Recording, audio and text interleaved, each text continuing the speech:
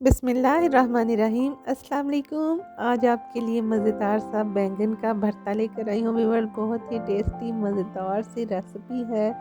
तो इसको बनाना शुरू करते हैं हम। सबसे पहले मैंने फ्लेम ऑन कर लिया है और इसके ऊपर ओवन का स्टैंड रख दिया है, जिसके ऊपर मैंने बैंगन अपने जलाने हैं। इनको मैंने अच्छे तरीके से सेकना है और ऊपर से इनका छिलका उतार लेना है।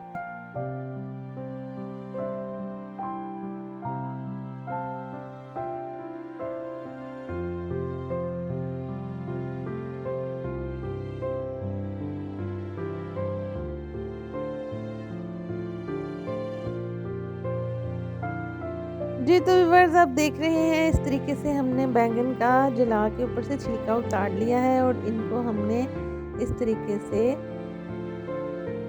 रेडी कर लिया है। इसी तरह से हम व्यूअर्स अपने दूसरे जितने भी ब्रिंजल्स हैं सबका ऊपर से छिलका जला के उतार लेंगे। साथ ही टमाटर और मिर्चें जो हैं वो भी इसके ऊपर सेक लेंगे और उनका भी ऊपर वाला छिलका रिमूव कर देंगे।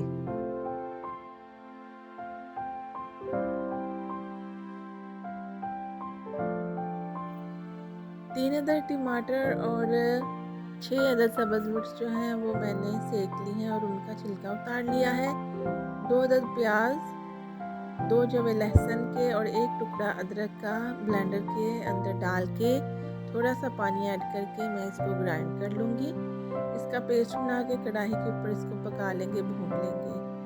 साथ ही टमाटर और मिर्चें जो हैं उनको भी हम ग्राइंड कर लेंगे।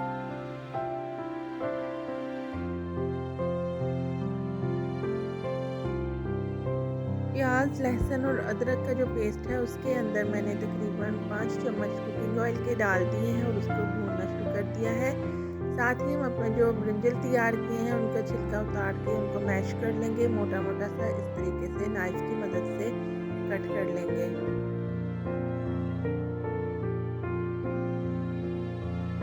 जी, तो मसाला हमारा भुन चुका है, बहुत अच्छा सा इसका कलर आया है और इसके अंदर मैंने टमाटर और जो सब्ज़ मिर्चियों का पेस्ट था वो भी इसके अंदर दाखिल कर दिया है।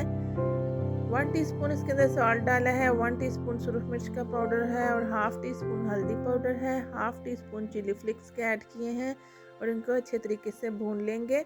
हाफ़ टी स्पून साबुत धनिए का पाउडर है और हाफ़ टी स्पून ही इसके अंदर साबुत धनिए के बीज डाले हैं।